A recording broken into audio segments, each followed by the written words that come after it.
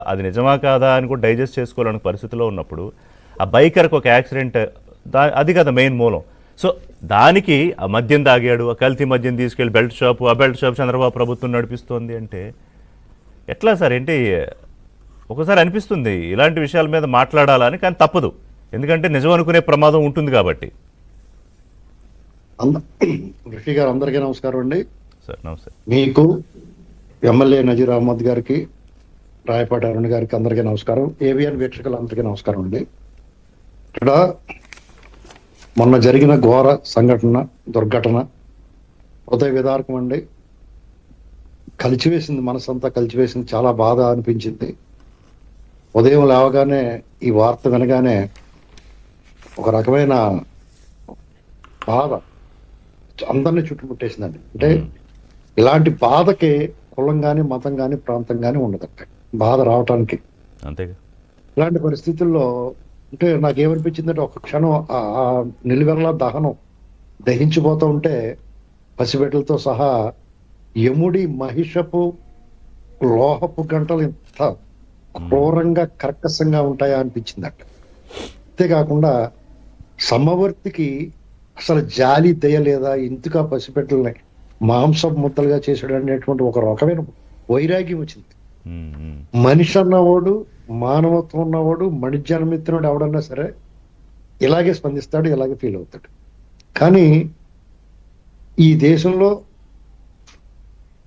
రాబందులు జాతి అంతరించిపోయిందనేటువంటి వార్త మనం వినపడుతూ ఉంది. ఎందుకంటే ఇదివరకు ఎక్కడ చూసినా ఊళ్ళల్లో, గ్రామాల్లో ఎక్కడన్నా పశు కళేబరాల మీద ఈ రాబందులు వాళ్తూ ఉండి, ఇప్పుడు ఎక్కడ మీరు కాగడ పెట్టి వెతికినా కనపడమండి. కానీ ఆంధ్రప్రదేశ్ లో మాత్రం ఉన్నాయి.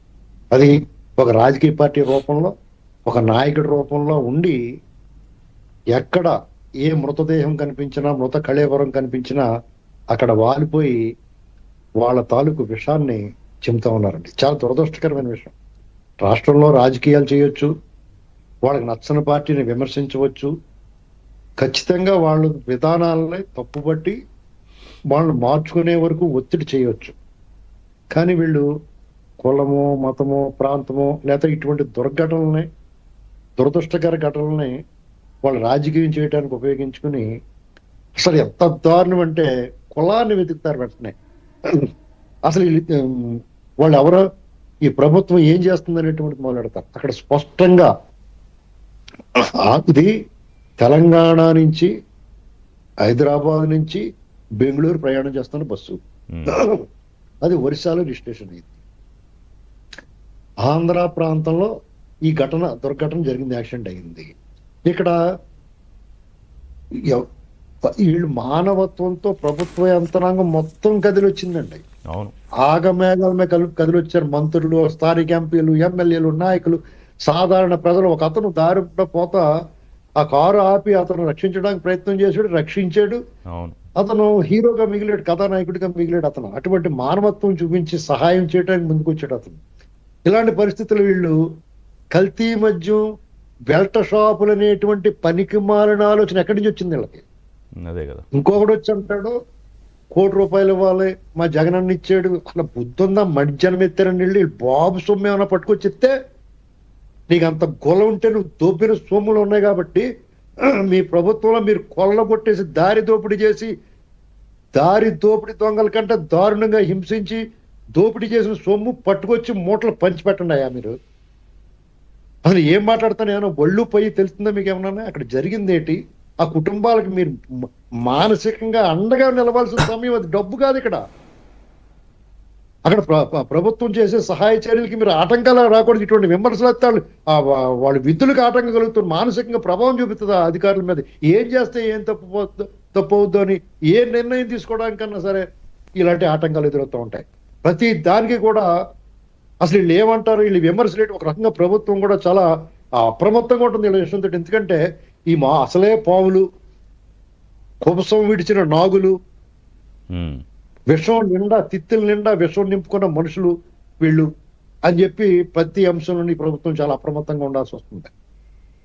ఇక్కడ వీళ్ళ వ్యవహారం చూస్తుంటే ఏంటండి ఇది?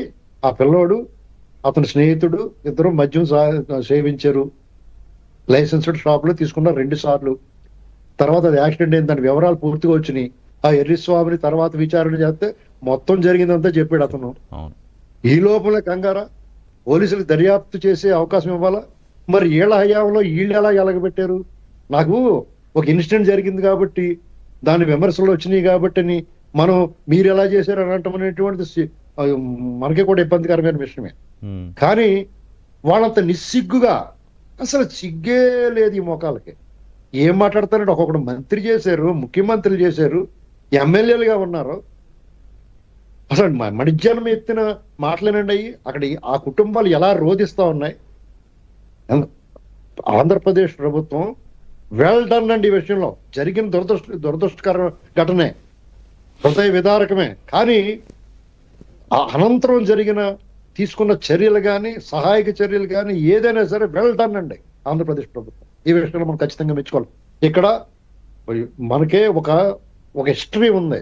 చంద్రబాబు నాయుడు గారు కానీ, తెలుగుదేశం ప్రభుత్వం కానీ, ఇప్పుడు పవన్ కళ్యాణ్ గారు కానీ, వీళ్ళందరూ కూడా ఇలాంటి సమస్య వచ్చినప్పుడు వాళ్ళు అన్ని వదిలేసి పరిగెట్టుకెళ్తారు.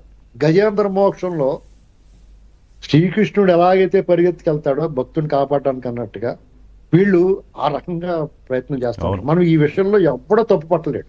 ఎందుకంటే ఏనాడు నిర్లక్ష్యం లేదు.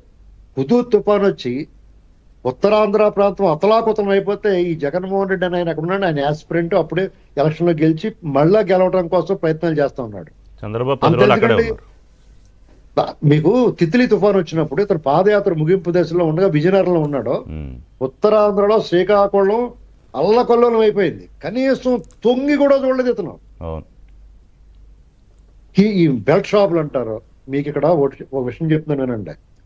బెల్ట్ షాపుల్ని హరిహర బ్రహ్మరుద్రాదులు కూడా అరికట్టలేరండి. వీళ్ళు చాలా నయం, చాలా స్ట్రిక్ట్ గా ఉండదు. దొరికితే ఇంపాసిబుల్ టాస్క్ అది ఖచ్చితంగా. ఎందుకంటే ఒక గ్రామం ఉంటదండి, వాడు షాప్ దగ్గరికి వెళ్ళి 10 బాటిల్స్ కొనుక్కుంటాడు. 10 బాటిల్స్ అమ్మనంటాడా ఆ షాప్ అతను? తెచ్చిపెట్టుకుంటాడా? అర్ధరాత్రి కూడా ఇప్పుడు తాగులు మద్యపాన ప్రియులు ఏం చేస్తారంటే ఎంతో కొంత ఒక క్వాంటిటీ తెచ్చుకుని తాగుతూ ఉంటారు. మధ్యలో అయిపోద్ది. అయిపోయినప్పుడు వాళ్ళకి అందుబాటులో షాపులు ఉండవు. ఏం చేస్తారండి, ఇక్కడ పలానా కూడా అమ్ముతాడరా బాబు అని చెప్పేసి ఆడి దగ్గర పంపిస్తారు. పంపిస్తే వాడు 100 రూపాయలు 200 లేకపోతే 150 ఒక 50 రూపాయలు లాభం వేసుకుని అమ్ముతూ ఉంటాడు. అతనికి ఒక జీవనోపాధి. ఇది అంత ప్రమాదం కూడా కాదు. కానీ వీళ్ళ హయాంలో డైరెక్ట్ గా షాపుల్లోనే కల్తీ నాసిరకం మద్యం అమ్మి అక్రమ వ్యాపారం చేసి ఎదటోళ్ళు అంటున్నారు. ఇది దురదృష్టం. ఇంకా ఒకటి మాత్రం గుర్తుపెట్టుకోవాలండి, ఈ ప్రభుత్వం ఏం చేయాలంటే ఇలాంటి ఇప్పుడే వాళ్ళు చట్టం కూడా తీసుకొస్తున్నట్టున్నారు. ఎవరో కూడా భేషజాలు పోకుండా మన చిన్న చిన్న విషయాల్లో మనం ఏం కలెక్ట్ చేసుకుంటామని అనుకోకుండా ఎమ్మెల్యే స్థాయి మన నజీర్ గారు ఉన్నారు, వాళ్ళు విజ్ఞప్తి చేస్తా ఉన్నాను. ఎందుకంటే చిన్న పావునైనా సరే ఎలాంటి ఫేక్ వార్తలో ప్రతిష్టగా భంగం కలిగించే సోషల్ మీడియాలో వాళ్ళు ప్రచారం చేస్తున్నారో దాని మీద మీరు చిన్న పావునైనా సరే పెద్ద కర్రతో కొట్టాల్సి. ఎందుకంటే వీళ్ళు మామూలు మనుషులుగా డిజిటల్ డెవిల్స్. వీళ్ళ మీద కఠినమైన చర్యలు ఉండాలి. సో కొత్త పేరు పెట్టారు డిజిటల్ డెవిల్స్ అని. చిన్న బ్రేక్ తీసుకుంటా అరుణ్ గారు మీ దగ్గరికి వచ్చే ముందు. ఎందుకంటే నిన్న వీళ్ళు వాపోతున్నారు ఏంటంటే ఎంతోమంది ఆరోగ్యం కూడా పాడు చేసేస్తున్నారు ఈ కల్తీ మద్యం బెల్ట్ షాపులతో. అంటే వీళ్ళు చెప్తే ఈ మాటలు కొంచెం ఆశ్చర్యకరంగా ఉంటుంది. ఒక పక్కనేమో అక్కడ కోట్ల రూపాయల లిక్కర్ స్కాములు, ఓ పక్కనే నకిలీ మద్యాలు, అక్కడ ఆరోగ్యం పాడైపోయి కొంతమంది ఇంకా బయటికి రాలేని పరిస్థితిలో ఉన్నారు వాళ్ళ హయాంలో జరిగిన దానికి. వీళ్ళు ఇప్పుడు ఈ ఆరోగ్యాల గురించి మాట్లాడతారు. Anyway, short break.